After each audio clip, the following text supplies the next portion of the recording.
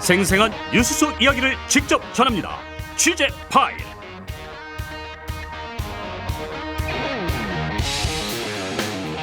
취재 파일 시간입니다. 용산 대통령실 출입하는 맹영균 기자 나와 있습니다. 맹 기자 어서 오세요. 네, 안녕하세요.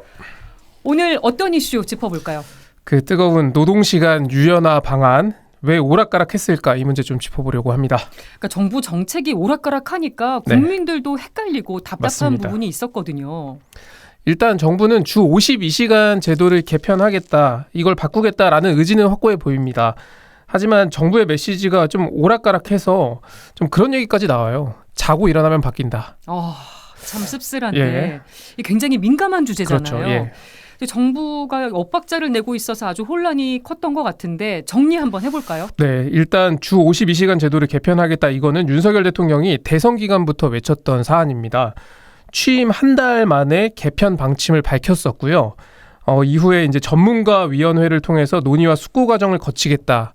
그래서 나온 게 지난해 12월에 미래노동시장연구회가 노동시간을 관리하는 그 단위를 주 단위에서 월이나 분기, 반기 또는 연으로 바꾸는 방안을 정부에 권고를 하게 됩니다. 네. 그리고 지난 6일에 정부가 입법안을 내놨고요. 이후에 이제 반발이 시작이 된 겁니다. 심지어 젊은 층까지 좀 반대 목소리를 냈고요. 그러자 윤 대통령이 상한 법안에 그 적절한 상한 캡을 씌우지 않아서 유감이다라는 메시지가 나왔습니다. 이게 16일 오전에 나온 얘기고요. 여기서 윤 대통령은 주 60시간 이상은 무리다, 이런 입장을 안상훈 사회수석을 통해서 전하게 됩니다. 네. 여기까지만 보면은 여론의 반발이 심상치 않으니까 보다 면밀하게 검토하라, 이런 메시지로 느껴졌습니다. 근데 그 후에 입장이 또 여러 번 바뀌었어요. 맞습니다. 월요일 오전에 그 수석 비서관 회의에서 윤 대통령은 임금 및 휴가 등 보상 체계에 대한 불안이 없도록 그 확실한 담보책을 강구하라, 이렇게 지시를 했어요. 그리고 같은 날 대통령실 고위 관계자로부터 좀 부연 설명을 들을 수가 있었는데 의견 수렴 결과 주 60시간이 넘을 수도 있다라는 얘기를 한 겁니다. 네. 그리고 어제 윤 대통령이 또 주 60시간 이상 근무는 건강 보호 차원에서 무리라고 하는 생각에는 변함이 없다. 되게 오락가락했어요. 그러게요.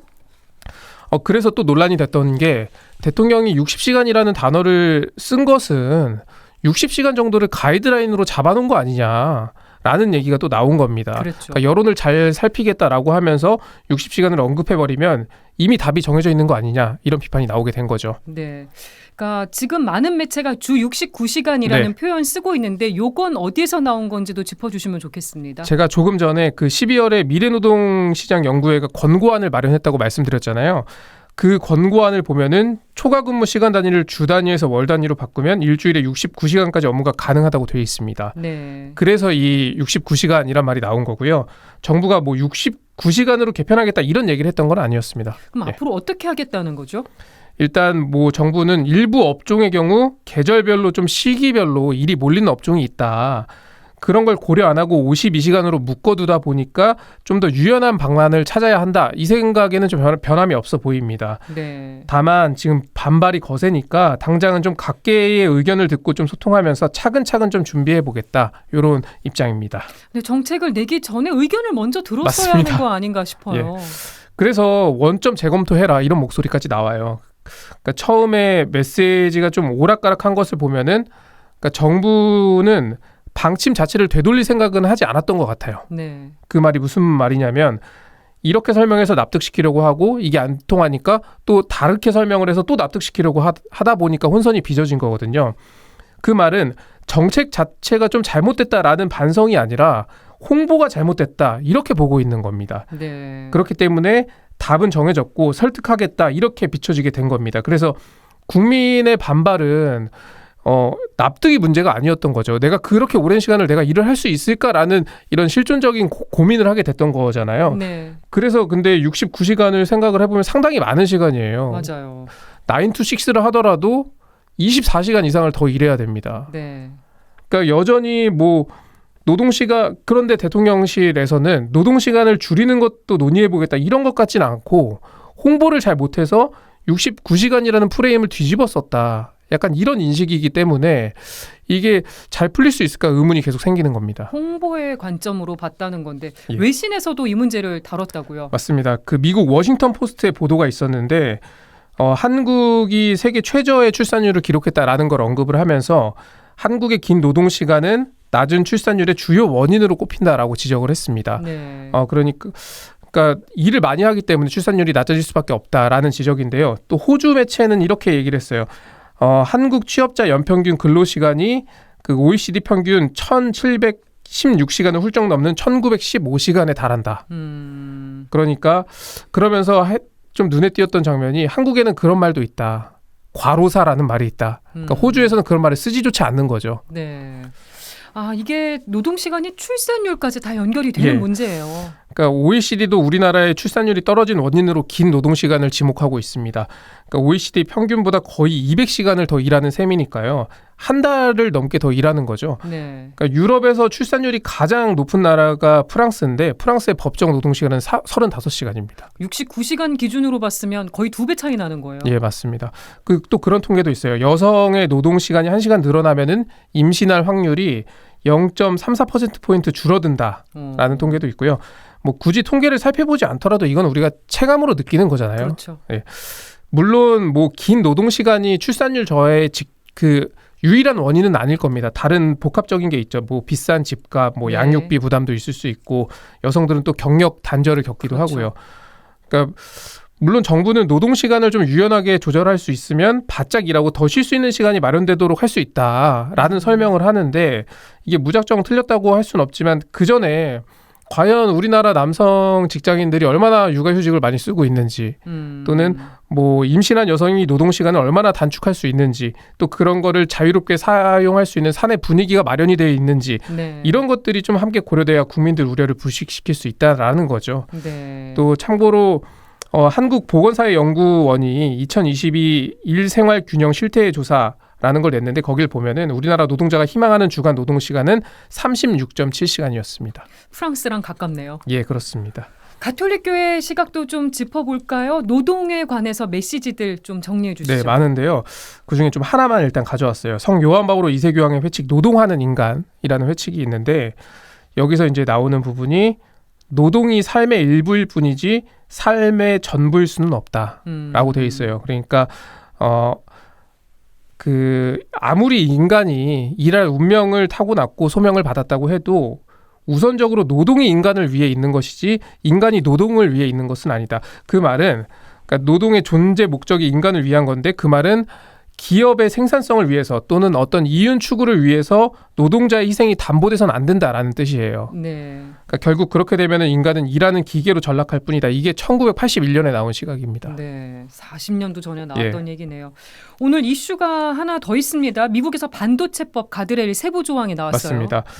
좀 요약해서 설명을 빨리 드리겠습니다. 우리 기업이 미국의 반도체 공장을 짓기로 했습니다. 삼성은 이미 짓고 있죠. 네. 미국 정부는 여기에 보조금을 주겠다는 거예요. 근데 투자 비용의 뭐 10% 정도라고 하니까 2조 원, 3조 원 정도 규모가 될 거라고 보고 있는데 네. 미국이 여기에 조건을 건 겁니다. 그러니까 미국이 반도체 설계는 잘하는데 만들 수 있는 인프라는 좀 부족한 상황인 거예요. 근데 우리나라는 그 설계를 통해서 반도체를 잘 만들고 대만도 잘 만듭니다. 근데 이 반도체라는 게 산업 전방위적으로 굉장히 필요한 부품이죠. 그렇죠. 또 국가 안보 차원, 또 국방이나 이런 분야에서도 되게 중요하게 쓰이는 부품이고요. 그런데 앞서 말씀드린 것처럼 미국은 제조 능력이 좀 상실됐다. 그런데 미국의 생각이 바뀌게 되는 거죠. 반도체를 중국이나 러시아에 뺏기게 되면 패권 경쟁에 문제가 생길 수 있다. 뭐 글로벌 공급망에도 문제가 생길 수 있다라고 본 건데 그래서 반도체를 만드는 것도 미국에서 해야 한다는 겁니다. 그래서 공장을 미국에 지어라라고 이런 요구가 있었던 거고요. 네. 그래서 어제 발표된 게 삼성전자와 SK 하이닉스가 보조금을 받으면 향후 10년간 중국에서 반도체 생산 능력을 5% 이상 확장하지 못하게 한다.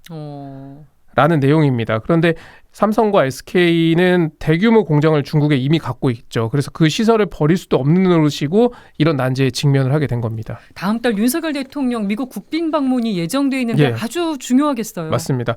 뭐 한숨 돌렸다라는 반응도 있는데 그게 이제 중국 내 반도체 공장의 기술 업그레이드를 막으면 그건 어떻게 하냐 했는데 그걸 막지까지는 않았거든요. 네. 근데 여기서 이제 윤 대통령의 외교를 바라보면서 국민들이 걱정하는 게 있잖아요. 그러니까 우리가 충분히 요구할 수 있는 것들이 있는데 이번 한일 정상회담에서도 먼저 모든 걸 내줘 버렸다 이런 평가들이 나오잖아요. 그래서 네.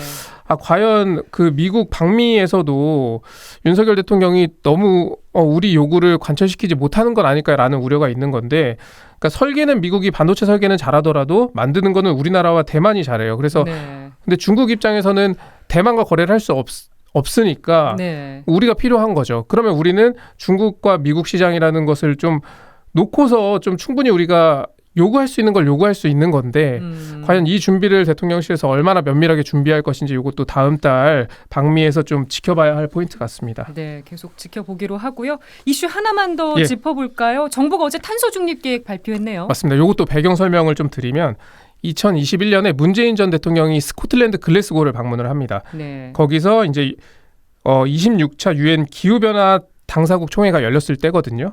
거기서 2030년까지 우리나라가 온실가스를 이만큼 감축하겠다라고 하는 목표를 좀 발표를 합니다. 네. 그러니까 우리나라뿐만 아니라 세계 각국이 참여했는데 그게 지구 온도가 1.5도 이상 더 올라가면은 이제는 지구 온난화 이전으로 돌아갈 수 없다라는 위기 의식에서 시작이 된 거예요. 네. 그런데 지금 시점에서 0.4도밖에 남지 않았다. 그러니까 임계점이 0.4도 남았다라는 발표가 있었고 예. 그게 이제 기후 변화에 관한 정부 간 협의체가 발표한 건데 최근 10년간 지구 지표면의 온도가 1.1도 올랐다.